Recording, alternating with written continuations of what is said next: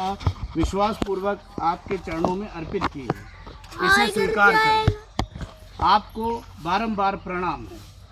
इसके बाद श्री सत्यनारायण की कथा पढ़ें या श्रवण करें। ये चढ़ा दूं अभी नहीं। व्रत कथा की पूजन सामग्री केले का तना, आम के पत्ते, कलश, धूप, रोली, कपूर, दीपक, श्रीफल, पुष्पहार, गुलाब के फूल, पंचरत्न, पंचपल्लव, चावल, तुलसी के पत्ते, मौसम के फल, पंचामृत, दूध, घी, शहद, शक्कर, दही, नैवेद्य, कलावा, यज्ञोपवीत, जनेऊ, अंग वस्त्र, चौकी इत्यादि।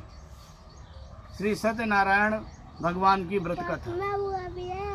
प्रथम अध्याय। अब सुनिए चुप। पावन तीर्थ स्थल नैमिषारण्य में किसी समय एकत्र हुए आर्यावर्त के 88,000 महर्षियों ने मुनिश्रेष्ठ श्री सूत जी से कहा, हे मुनिश्रेष्ठ, कलयुग में मनुष्य वेद विधान और धर्म विरुद्ध आचरण करते हुए पापों की गठरी के बोझ तले दबता जा रहा है।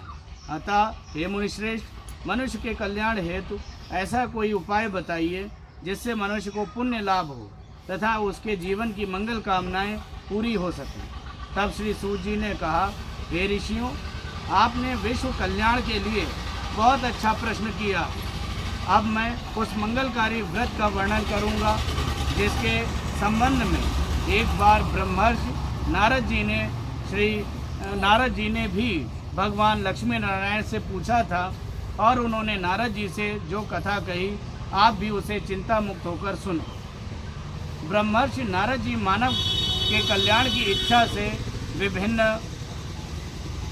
लोकों का भ्रमण करते हुए पृथ्वी लोक में पहुँचे। पृथ्वी लोक में अपने अपने कर्मों के अनुसार लोगों को दुखों से पीड़ित देखकर नारद जी बहुत व्यथित हुए और मन में विचार करने लगे कि इन प्राणियों के दुख का निवारण कैसे होगा। जब वह कोई उपाय न सोच सके तो तीनों लोकों के स्वामी श्री विष्णु भगवान के सामने उपस्थित हुए। वहाँ नारद जी ने श्वेत वर्ण और 4 भुजाओं वाले शंख, चक्र, गदा और पद्म से सुसज्जित देवों के ईश विष्णु भगवान की स्तुति करते हुए कहा, हे नारायण, आप सर्वशक्तिमान व सृष्टि के पालन करता हैं। मनुष्य का मन और वाणी भी आपके गुणों का वर्णन नहीं कर सकती। आप सर्वश्रेष्ठ और सर्वोपरि हैं। आपका कोई आदि, मध्य और अंत नहीं है। आप सृष्टि के कण कण में विद्यमान, अपने भक्तों की मंगल कामनाएं पूरी करने वाले हैं। मैं आपको नमस्कार करता हूँ। नारद जी की इस प्रकार की स्तुति सुनकर विष्णु भगवान मुस्कुराते हुए बोले, हे मुनिवर, कृपया निसंकोच होकर अपने आने का कारण बताइए। तब नारद जी ने कहा, पृथ्वी लोक पर जन्म लेने वाले मानव अपने अपने कर्मों के अनुसार विभिन्न योनियों में रहते हुए अनेक दुखों से पीड़ित हो रहे हैं। हे त्रिलोकीनाथ, मुझ पर कृपा करते हुए कोई ऐसा उपाय बताइए जिससे उनका दुख नष्ट हो सके और वे सुख संपत्ति का भोग करते हुए मोक्ष को प्राप्त करें। सृष्टि के पालन करता विष्णु भगवान ने कहा, हे नारद, अब मैं ऐसे व्रत का वर्णन करने जा रहा हूँ जिसे करने से विश्व के सभी स्त्री पुरुषों को पापों से मुक्ति मिलेगी। निर्धनता नष्ट होने से मनुष्य सुख संपत्ति के समुद्र में तैरता हुआ आनंद पूर्वक जीवन यापन करेगा।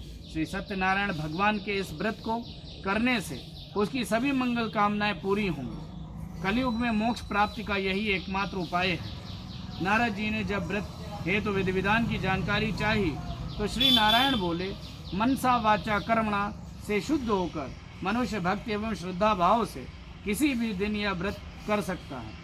नैवेद्य आदि भक्ति भाव से अर्पित कर ब्राह्मणों को भोजन कराए व दक्षिणा दे। इस प्रकार श्री सत्यनारायण की आराधना करने से सभी कष्टों से मुक्ति पाकर वह धन संपन्न व सुखी होकर आनंद